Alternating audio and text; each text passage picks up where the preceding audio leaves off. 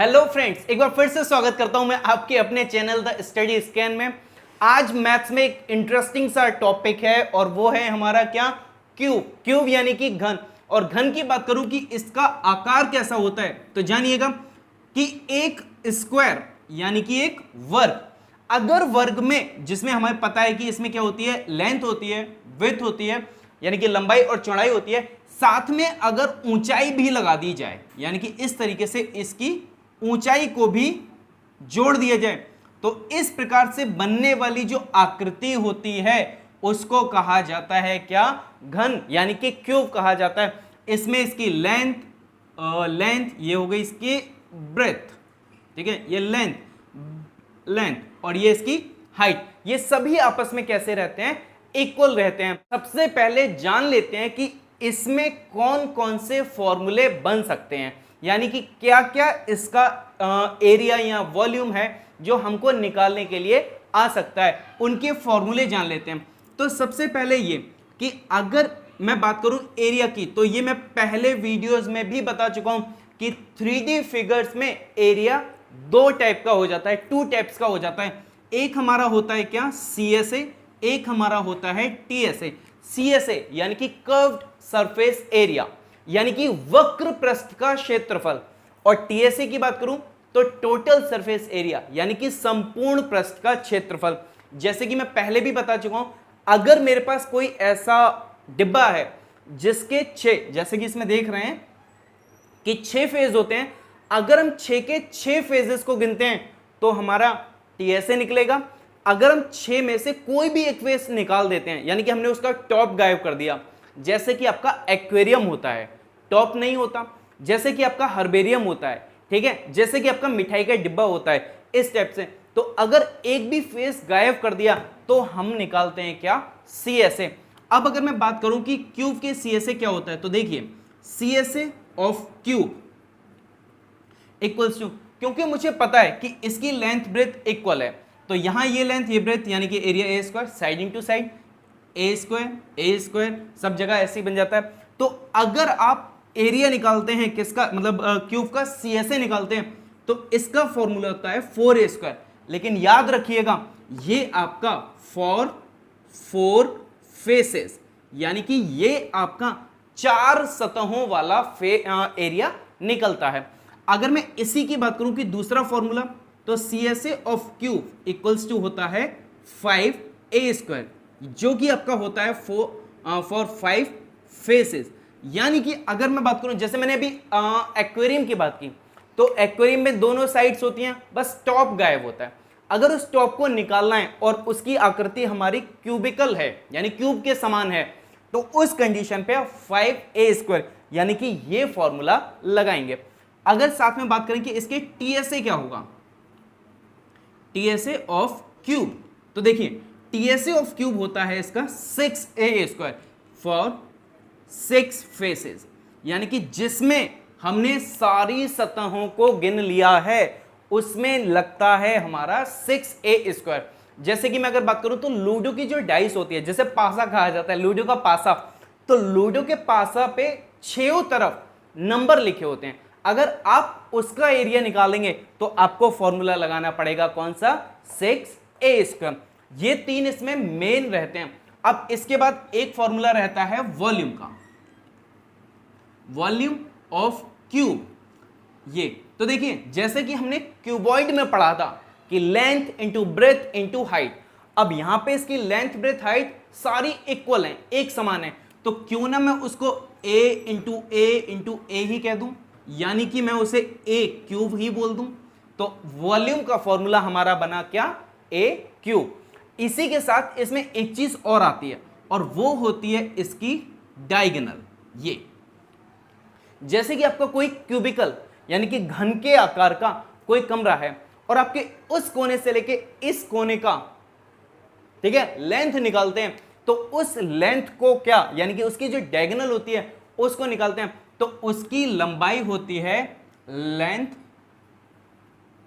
Of diagonal in cube, तो उसकी होती है, देखिए समझिएगा, इसको रटने की जरूरत नहीं है, आप सीधे समझ सकते हैं क्या, कि जैसे स्क्वायर में हम डायगोनल निकालते हैं, तो मैंने आपको बताया था कि डायरेक्ट ट्रिक है क्या, आप √2a यानी कि ये कर दीजिए √2 इंटू साइड, ऐसे कर दीजिए। ये किसके केस में था, आपका स्क्वायर के केस में। अब स्क्वायर के केस में लेंथ ऑफ ब्रेथ थी, यहां पे लेंथ ब्रेथ के संग हाइट भी आ गई है, यानी एक डायमेंशन और बढ़ गई है। अगर एक डायमेंशन और बढ़ गई है तो यहां पर एक नंबर और बढ़ जाएगा। ये कि अगर आपको क्या करना है, क्यूब की डायगोनल की लेंथ निकालनी है, तो उसका फॉर्मूला रहेगा क्या, √3a। ये थे आज के हमारे क्यूब के सभी फॉर्मूले। चलिए अब शुरू करते हैं इसके कुछ क्वेश्चंस। तो चलिए शुरू करते हैं आज का पहला क्वेश्चन, जो कि आप देख सकते हैं यूपी टेट का आया हुआ एग्जाम क्वेश्चन है। अब मैं बात करता हूं कि आखिर यूपी टेट में आने की इसकी वजह क्या थी। क्वेश्चन सिंपल सा है, एरिया निकालना है, लेकिन फिर भी ये क्वेश्चन बहुत सारे स्टूडेंट से गलत रहा, जो कि हमने देखा भी अपने कमेंट्स में। अब मैं आपको बताता हूं कि इसकी वजह क्या थी। समझिएगा, the side of a cubical aquarium is 8 centimetre. हमारे पास एक एक्वेरियम है जो कि कैसा है, क्यूबिकल है, यानी कि घन के आकार का है। उसकी साइड भी कितनी दे रखी है, 8 centimetre. Find the area of the glass used to make it. अब हमसे कहा गया कि जिस कांच का वो बना हुआ है, उस कांच का टोटल एरिया कितना होगा, यानी कि उस एक्वेरियम को बनाने में कितने कांच का यूज किया गया। अब मैं बात करूं इसकी, तो देखिए जैसे कि मैंने बताया कि एक्वेरियम है, अब बात को समझिएगा, एक्वेरियम है, एक्वेरियम वो होता है जिसका बेस होता है और 4 फेजेस होते हैं, 4 साइड के फेजेस रहते हैं, यानी 4 सामने की सतह रहती है और एक नीचे की रहती है। कभी भी उस पर टॉप नहीं होता। टॉप ना होने की वजह यह है कि अगर टॉप को ही बंद कर देंगे तो उसमें पड़े रहने वाली जो फिश होंगी वो सरवाइव कैसे करेंगी, ना तो डाल सकेंगे, ना निकाल सकेंगे, ना वो उसमें जी पाएंगी।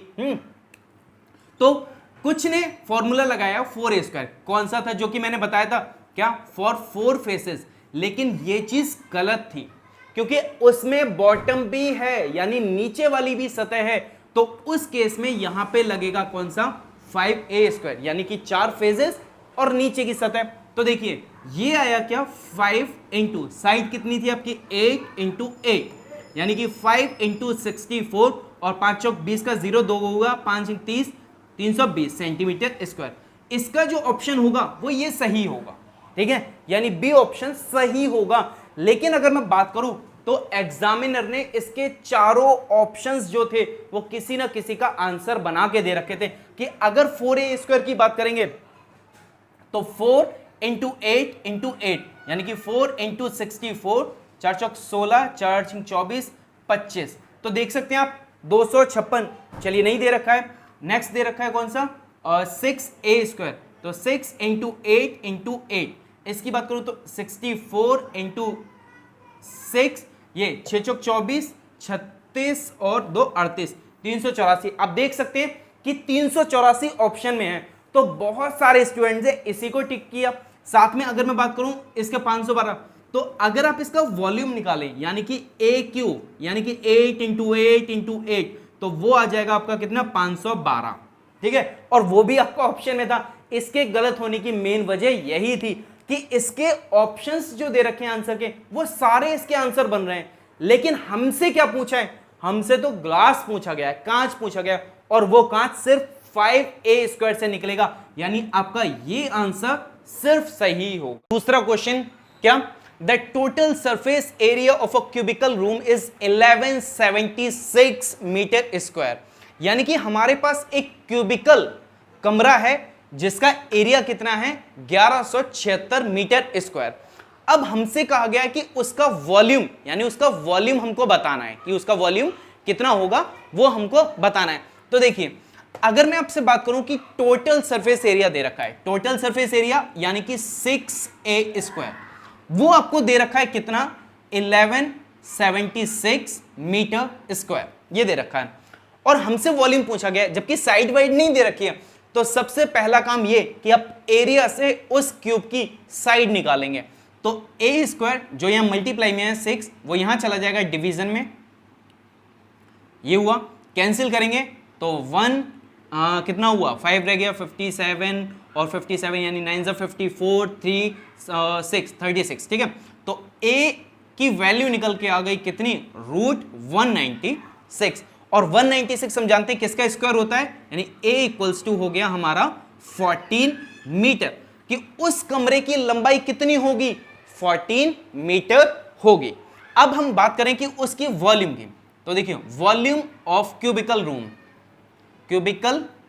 रूम, तो वो होता है हमारा क्या, a क्यूब, यानी कि 14 इंटू 14 इंटू 14, इनकी अगर मल्टीप्लाई करें तो 196 इंटू 14, और इसकी मल्टीप्लाई करेंगे तो 2744 मीटर क्यूब, यानी कि ऐसे क्यूबिकल कमरे का जो आयतन रहेगा वो होगा 2744 मीटर क्यूब। तीसरा क्वेश्चन, और जो कि एसएससी CHSL का आया हुआ क्वेश्चन है, तो यानी कि एक अच्छा क्वेश्चन है, तो देखते हैं क्या।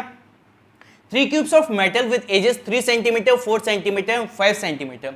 वो ये कहता है कि मेटल के 3 क्यूब हैं हमारे पास, जिनमें से एक की एज यानी कि साइड यानी कि भुजा 3 सेंटीमीटर की है, दूसरी 4 सेंटीमीटर की, और फिर 5 सेंटीमीटर की। अगर मैं बात करूं तो कुछ इस तरीके से, ये 3 सेंटीमीटर वाला क्यूब हो गया, ये इससे थोड़ा सा बड़ा 4 सेंटीमीटर वाला, और ये थोड़ा सा इससे भी बड़ा 5 सेंटीमीटर वाला 3 क्यूब है। Respect are melted to form a single cube, इनको मेल्ट किया गया, मेल्ट यानी पिघलाया गया, उसके बाद इनसे मिलकर एक और क्यूब बनाया गया जो इनसे बड़ा ये होगा, ऐसे करके। Find the lateral surface area of cube formed, कि हमसे पूछा गया कि इनसे बनने वाला जो क्यूब होगा उसका लेटरल सरफेस एरिया क्या होगा। तो सबसे पहले मैं आपको 2 चीजें बता दूं, ये जो वर्ड एज लिखा हुआ है ये ही आपका साइड होता है, और दूसरा जो आपका लेटरल सरफेस एरिया दे रखा है, लेटरल सरफेस एरिया, ये आपका कर्व्ड सरफेस एरिया होता है, यानी कि आप लेटरल बोलें या कर्व्ड बोलें एक ही बात है, और ये भी कौन सा वाला, 4 फेसेस के लिए, ठीक है। जब भी लेटरल वर्ड आएगा तो आप समझ जाइएगा किसके लिए कहा गया है, 4 फेसेस के लिए कहा गया है। तो अब हम शुरू करते हैं अपने क्वेश्चन का सॉल्यूशन। तो देखिए जैसा कि उसने बताया कि पहली साइड 3 सेंटीमीटर की, दूसरी 4 और तीसरा 5 सेंटीमीटर की है। अब मेरी बात को सुनिएगा, जब भी हम किसी चीज को मेल्ट करते हैं, चाहे हमारा क्यूब हो, क्यूबॉइड हो, स्फीयर हो, सिलेंडर हो, हेमिस्फीयर हो, जब इनको मेल्ट किया जाता है तो हम इनकी वॉल्यूम की काउंटिंग कर रहे होते हैं। हमने जो काम किया वो इसके वॉल्यूम पे किया, और वॉल्यूम पे काम करके फिर हम इसकी लेंथ भी चेंज कर देते हैं, और साइड भी यानी कि ब्रेथ जो है वो भी चेंज कर देते हैं। तो नहीं चेंज होती सिर्फ एक चीज, दैट इज वॉल्यूम, और वॉल्यूम ही यहां पे काम कर रहा है कि इस वॉल्यूम को उठा के यहां जोड़ा, इस वॉल्यूम को उठा के भी यहां रखा, और इस वॉल्यूम को उठाकर भी यहां रखा। जैसे कि मैं आपसे बात करूं, मैंने छोटी छोटी 2-3 बॉल्स ली, उनको पिघला लिया तो मुझे प्लास्टिक मिल गई, उस प्लास्टिक से मैंने एक बड़ी बॉल बना ली। अब उस बड़ी बॉल का लेटरल सरफेस एरिया मुझसे पूछा गया, तो यानी कि हमें काम करना है इसके वॉल्यूम पे। तो देखिए ये आपका A हो गया, ये B हो गया, ये C हो गया, ये D हो गया। अगर मैं बात करूं तो देखिए volume of cube A plus B plus C equals to volume of cube D, ये आपस में इक्वल हो जाएगा, जैसा कि अभी मैंने आपको बॉल्स का एग्जांपल लेके बताया। अब एक एक क्यूब की बात करें तो वो है आपका क्या, 3 का क्यूब, दूसरा 4 का क्यूब, तीसरा 5 का क्यूब, यानी कि ये इन सब का वॉल्यूम निकल आया। जबकि इसका D का क्यूब हमने क्या मान लिया, भुजा का ही क्यूब है, चल रहा है, ओके। 3 का क्यूब किया तो 27, इसका क्यूब किया तो 64, 5 का किया तो 125 इक्वल्स टू ए क्यूब। अब इनको जरा ऐड कीजिए, तो देखिए 7 4 11 5 16, एक हासिल आया, 2 और 6 8 और 2 10 और एक हासिल वाला 11, 1 और 2 ये हो गया 216, जो किसकी वैल्यू आई है, ए क्यूब की। अगर मैं यहां से ए की वैल्यू निकालूं तो क्यूब रूट में चला गया 216, इस तरीके से। अब बताइए कि 216 किसका क्यूब होता है ना, तो ये होता है आपका 6 सेंटीमीटर का। तो ये तो पता चल गया कि इसकी जो भुजा होगी वो 6 सेंटीमीटर होगी। देखिए जैसे मैंने आपसे कहा था, लंबाई वगैरह चौड़ाई वगैरह इनका सम नहीं बनेगा, इन पे तो कुछ भी फर्क हो सकता है। आप एक ही चीज का धागा बना लीजिए, बहुत लंबा हो जाएगा, और उसी चीज का कुछ और शेप बनाइए, क्यूब बनाइए या स्फीयर बनाइए, तो उसकी लंबाई तो कम हो जाएगी लेकिन एरिया बढ़ जाएगा। वही चीज है यहां पे, एरिया यानी ब्रेथ भी उसकी कैसी हो जाएगी, बन जाएगी। ठीक है, तो अब मैं बात करता हूं इसकी। तो यहां पे अब मुझे इसका निकालना है लेटरल सरफेस एरिया। तो देखिए CSA या LSA लिखिए, LSA ऑफ क्यूब D, तो वो हो गया हमारा 4A², यानी कि 4 फेजेस के लिए 4 गुणा भुजा का स्क्वायर, तो 4 इंटू 6 इंटू 6, यानी 4 की 4 24 और 24 की 6 से, तो देखिए 6 चौक 24 का 4, 6 दूनी 12 और 2 14 सेंटीमीटर स्क्वायर। तो इसका जो एरिया होगा लेटरल सरफेस एरिया, यानी कि इसके 4 सतहों का जो क्षेत्रफल होगा वो होगा 144 सेंटीमीटर स्क्वायर। तो देखा आपने किस तरीके से इनको करना है, कब हमें सरफेस एरियाज को देखना है और कब हमें वॉल्यूम को देखना है, इस चीज का बहुत ज्यादा ध्यान रखा जाता है। और आज की वीडियो में मैंने आपको हर एक पॉइंट बताए कि कब आपको उसका volume CSA 4 phase, 5 phase, 6 phase निकालना है, कब CSA बोलेगा, कब लेटरल सरफेस एरिया यानी LSA बोलेगा। तो ये सब आज आपको बताया। कमेंट्स करके जरूर बताइएगा कि ये वीडियो कैसी लगी, क्वेश्चंस कैसे लगे। फिर मिलते हैं अगली वीडियो में एक नए टॉपिक के साथ, तब तक के लिए बाय बाय।